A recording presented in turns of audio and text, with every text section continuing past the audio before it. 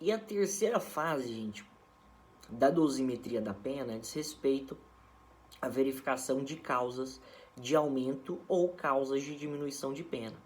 Sendo que essas causas de aumento ou diminuição de pena, elas já estão expressas ali no Código Penal. Então, elas já estão expressas ali no Código Penal. Então, por exemplo, algumas causas de aumento e diminuição de pena. A tentativa é uma causa de redução de pena. Se o crime que o réu está sendo acusado é um crime tentado, na dosimetria da pena, o juiz vai ter que reduzir a pena de 1/3 a 2/3. Porque na tentativa, a lei é expressa no que diz que no crime tentado a pena vai ter que ser reduzida de 1/3 a 2/3. Beleza? Da mesma forma como nas causas de aumento de pena. Eu dei o exemplo aqui no crime de roubo. Se for um roubo, por exemplo, com emprego de arma, nós temos um aumento de pena ali no artigo 157, parágrafo 2º, né? No caso, se for com arma branca, aumento de 1/3, se for com arma de fogo, aumento de 2/3. Ou seja, a lei já vai estabelecer qual que é né, a proporção, a fração de aumento de pena.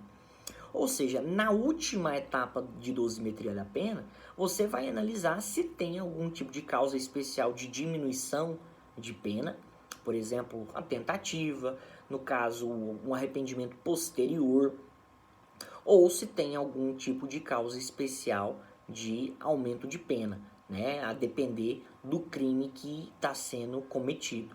Beleza? E aí nós temos já as frações definidas no próprio Código Penal. Bacana? Seguinte, gente. E aí, só para fazer um resumo aqui.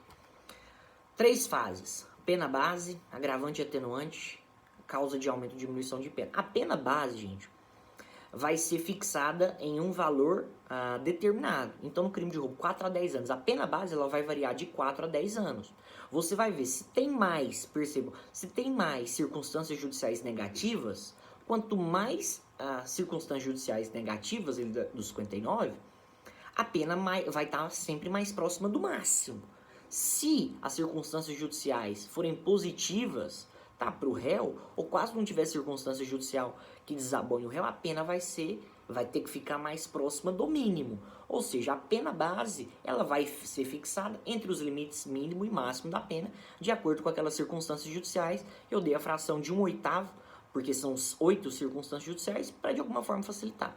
Fixou a pena base, por exemplo, a pena do roubo é de 4 a 10. Vamos supor que ali existem algumas circunstâncias judiciais negativas, você entende que a pena base do réu é 6 anos. A partir dessa pena base, você vai aplicar se tem alguma agravante ou alguma atenuante, e aí na proporção de 1/6 para cada uma, né? Se tiver agravante, 1/6 aumento, se tiver atenuante, diminui, né? Por exemplo, de 1/6, lembrando que uma compensa a outra. Se tiver uma agravante e uma atenuante, exclui as duas. Uma abona a outra, continua a pena base ali em 6 anos, certo? E depois disso, né, depois da pena base, e você analisa se tem alguma agravante ou alguma atenuante, você vai para as causas de aumento ou as causas de diminuição de pena.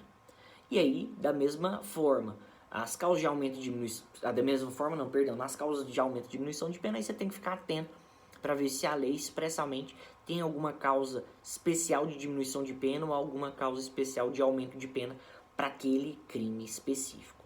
Beleza? Fixado e estabelecido qual que vai ser a pena, né? Depois de passar por essas 3 fases, você vai ter que analisar o seguinte: o réu, ele vai cumprir a pena, vai ser uma pena de reclusão ou uma pena de detenção? Qual que é a diferença, gente? A pena de reclusão, o réu pode cumprir em regime aberto, semiaberto e fechado, tá? Na pena de reclusão. Na pena de detenção, o réu cumpre a pena em regime aberto ou semiaberto.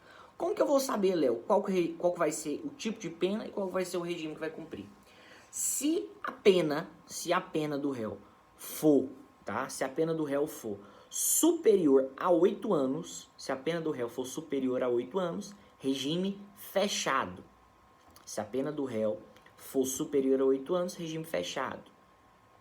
Se a pena do réu for superior a 4, tá? E menor que 8, regime semiaberto. Se a pena do réu fosse superior a 4 e menor que 8, regime semiaberto. E se a pena do réu for inferior a 4 anos, regime aberto, tá? Regime aberto.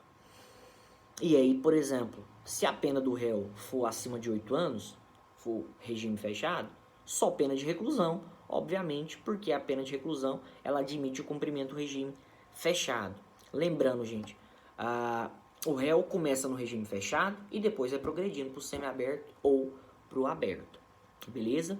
E lembrando também, se a pena do réu for até 4 anos e, né, havendo todos os requisitos necessários, o juiz pode substituir a pena privativa de liberdade por uma pena restritiva de direito. O juiz pode aplicar a pena alternativa em substituição. Os crimes, obviamente, sem violência ou grave ameaça, né, sem reincidência específica, tá bom? Gente, então é isso aí, só um resumo aqui em relação à sentença. Espero que vocês tenham entendido e compreendido. Enfim, foi um prazer trabalhar com vocês esse semestre.